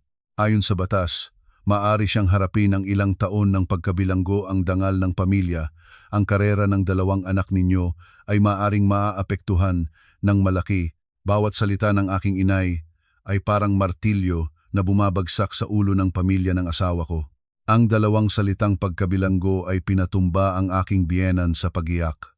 Pati si Rico ay nangitim ang mukha, alam niya ng mas mahusay kaysa sa sinuman kung ano ang ibig sabihin nito. Kung ang kanyang ina ay magkakaroon ng record, ang karera na kanyang pinagtatrabahuhan ay magiging alikabok. Sa banta ng hukuman, ang aking biyenan ay napahinto sa pagiyak. Tumingin siya sa aking inay ng puno ng takot at sa wakas ay pumunta siya sa harap ko nang hawak sa aking mga kamay at nagmamakaawa. Ligaya anak, humihingi ng tawad ang matanda. Sinabi ko na, nagkamali ang nanay mo. Ikaw lang ang makakatulong. Basta humingi ka ng tawad dito, susundin ko ang lahat. Malamig kong tiningnan ang babaeng nagsasamo sa harap ko. Walang naramdamang habag na kadiri lamang. Hindi siya nagsisisi sa kanyang ginawa. Natatakot lamang siya para sa kanyang sarili. Pera. Sabi ko, malamig ang boses ko. Ang 100,000 na ipon ng aming mag-asawa, pati na rin ang 10,000 na pinilit ninyo akong ibigay. Kabuuan ay 110,000 kasama ang TV at refrigerator. Ibalik ang lahat. Ngayon din, at mag-iisip muli ako. Oo, ibabalik. Paulit-ulit na yumukod ang biyenan ko parang makina. Lumingon siya kay Rico at humingi ng tulong. Rico, nandoon pa ba ang pera? Dalhin dito, ibigay sa atin ninyo. Ngayon din, si Rico ay naguluhan. Nanay, ginastos na namin iyon para sa last payment ng catering at resort reservation. Huwag kang magpaliwanag, umusal si Tatay Ernesto. Magsikap kang humingi sa mga kaibigan mo kahit sino ngayon na. Gusto mo bang mapunta sa gaulang ang nanay mo? Nagmadali si Rico na ilabas ang kanyang telepono at tumawag ng isa-isa sa mga kaibigan at katrabaho niya parang desperate. Ang bagong asawa ni Rico ay naiiyak sa sulok. Ang kasal na katulad ng pangarap ay naging katulad ng bangungot. Sa loob ng wala pang isang oras sa pamamagitan ng hindi ko maipaliwanag na paraan nakaipon si Rico at ang biyenan ko ng 110,000. Tumunog ang notification ng aking banking app na ibigay na ang pera sa aming account. Sabay nito, ang dalawang lalaking inarkila noong araw bago ay nagmadaling dumating nang may taglay ang TV at refrigerator at ibinalik nila sa pintuan namin. Lahat ng material na bagay ay naibalik na, ngunit ang mga bitak sa puso ay hindi na maaayos pa ng anumang bagay. Tumayo ang aking inay. Ang mga usaping pangari ay natapos na. Ngayon ay panahon na para sa aking anak na magpahayag ng kanyang desisyon. Lumingon siya sa akin, ang mga mata niya ay puno ng habag at kalayaan. Alam ko na ibinibigay niya sa akin ang buong kapangyarihang pumili. Lahat ng tingin sa kwarto ay napunta sa akin, hinihintay ang aking pangwakas na desisyon. Sa nakakasaing katahimikan, dahan-dahang lumapit si Daniel. Haggard na haggard ang kanyang mukha, pulang-pula ang mga mata mula sa walang tulog at pagdurusa. Hindi siya tumingin ng diretso, ibinaba ang ulo, ang boses niya ay paos. Ligaya tayo ba ay maaring magsimulang muli? Ipinangako ko na magbabago na ako, hindi kita pahihintulutang magdusa pa. 3 salita lamang ito. 3 salitang narinig ko ng walang bilang na beses, ngunit ngayon ay parang walang nilalaman. Nagpapatawad ba siya dahil hindi niya naprotektahan ako? O nagpapatawad dahil ang resulta ng lahat ng ito ay nakaapekto sa buong pamilya niya? Wala na akong lakas para itanong pa. Daniel, nagsalita ang aking inay, mahinahon ngunit puno ng kabigatan. Hindi kita sinisisi, iho. Ang pagiging magalang na anak, unang-una iyan. Nauunawaan ko. Ngunit ikaw rin ay isang asawa, ang tungkulin ng asawa ay pangalagaan at iprotektahan ang kanyang kabiyak. Simula ng una hanggang ngayon, hindi mo ito nagawa. Huminto siya sandali. Tiningnan ng diretso si Daniel. Ngayon ay binibigyan kita ng pangwakas na pagkakataon para pumili. Una, tatayo ka sa panig ng iyong asawa, kikilalanin ang mga pagkakamali ng iyong ina at kapatid, at sama-samang itatayo ang isang tunay na pamilya kung saan may respeto at katarungan. Pangalawa, patuloy kang manahimik. Patuloy mong pangungunahin ang mga maling gawa ng iyong pamilya. Mag-isip ka ng maayos, ang iyong pagpili ngayon ay magtatakda ng iyong kinabukasan at ng aking anak. Inlagay ng aking inay sa balikat ni Daniel ang isang responsibilidad na hindi niya kailanman kinahaharapin.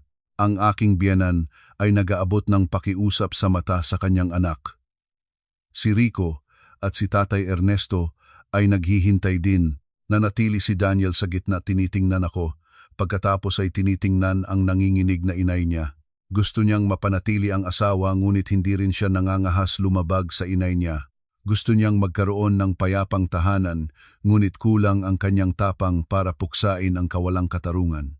At sa sandaling iyon, ng pagpili na nahimik siya, isang nakakatakot na katahimikan.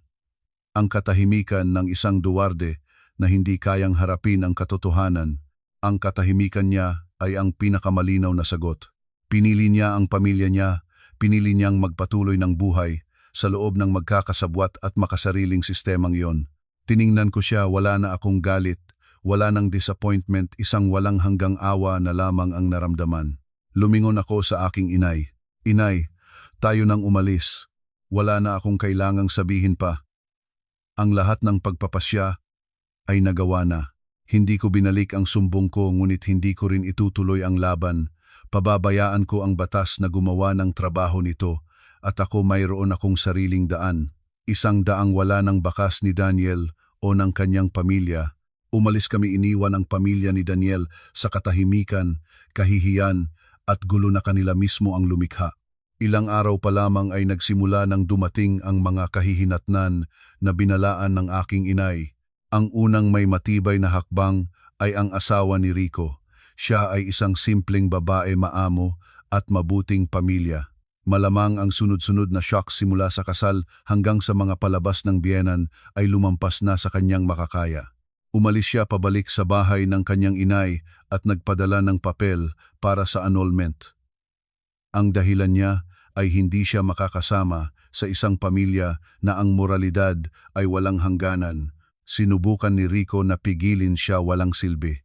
Ang masayang kasal ay nagtapos sa isang papel ng pagpapawalang bisa nang wala pang isang linggo.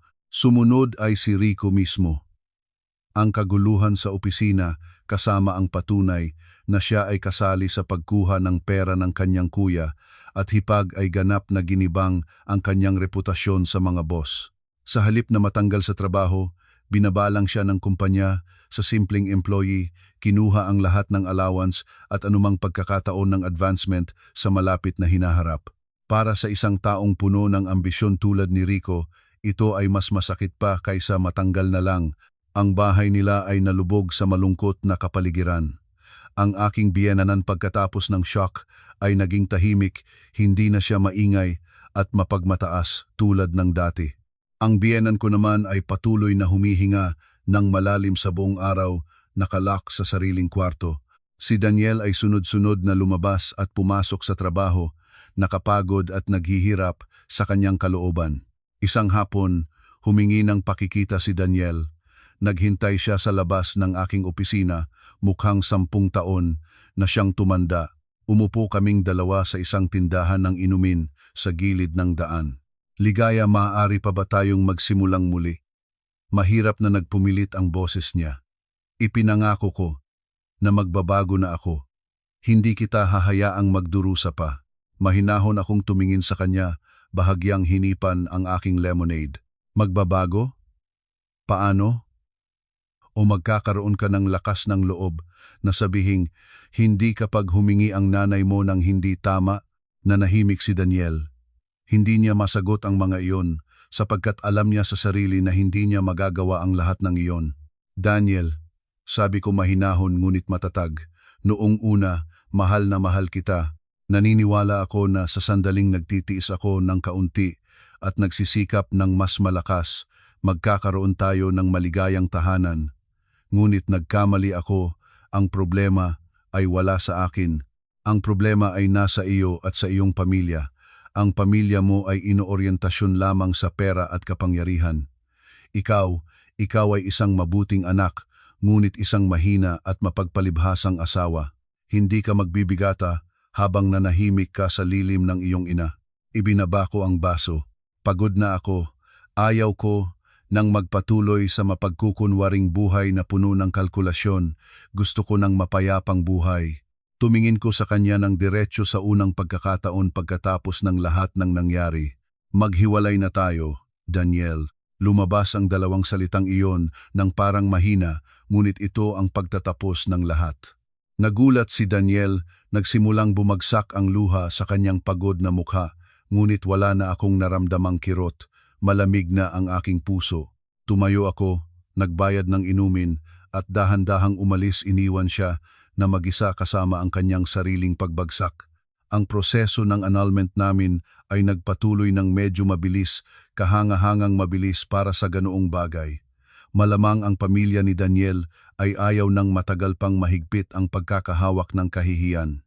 Nang hawak ko ang official na papel ng annulment mula sa korte, hindi ako umiyak at hindi rin ako nalungkot. Sa halip, naramdaman ko ang isang napakalaking gaan, parang natanggal ang isang makapigil na bigat mula sa aking mga balikat na tagal na nagdumog sa akin. Ang aking buhay ay nagsimulang lumipat sa isang bagong kabanata. Hindi na ako bumalik para manirahan kasama ang aking inay. Naghanap ako ng maliit ngunit maayos na condominium unit malapit sa aming opisina. Gusto kong personal na muling magsimula sa lahat. Ang unit ay idinisenyo ko mismo. Bawat sulok ay nagdadala ng aking estilo mainit, simpleng, puno ng liwanag. Ang aking trabaho ay naging mas maliwanag. Pagkatapos ng lahat ng nangyari, parang may bagong enerhiya akong natuklasan. Nagtatrabaho ako ng buong-buong, ang mga ideya ay pumupuno sa aking isipan. Pinagkatiwalaan ako ng kumpanya ng mas malalaking proyekto at natapos ko ang lahat ng mahusay. Natuklasan ko ang kasiyahan at pagkilala sa trabaho, ang mga bagay na matagal ko nang nawala. Hindi ko na kailangang itago pa ang pagkatao ng aking inay. Paminsan-minsan, dumarating pa rin ang aking inay sa aking opisina para sunduin akong kumain ng tanghalian at nagtatawanan kami parang dalawang magkaibigan. Ang mga katrabaho ko na dating mausisa ay ngayon ay tinitingnan na ako ng may paggalang. Sa mga katapusan ng linggo, hindi na ako kinakabahan pa na umuwi sa bahay ng asawa, walang marahas na salitang haharapin ko roon. Sa halip, pumupunta ako sa aking inay, sama-samang nag-aalaga ng hardin, nagluluto ng masasarap na pagkain o tahimik na nagbabasa at uminom ng tsaa. Ang mainit na kapaligiran ng pagmamahal sa pamilya ay unti-unting nagpapagaling ng lahat ng sugat sa aking puso. Paminsan-minsan ay maririnig ko rin ang balita tungkol sa pamilya ni Daniel. Sinasabi nila na pagkatapos ng annulment, si Rico ay natisod sa pag-inom nang palagi ang trabaho ay nagpalya. Ang aking biyenan ay nagkasakit at laging nalulungkot at malungkutin. Si Daniel naman ay patuloy na namumuhay nang tulad noon, tahimik, papasok at palabas sa pagitan ng opisina at ng tahanan na kulang sa tawanan.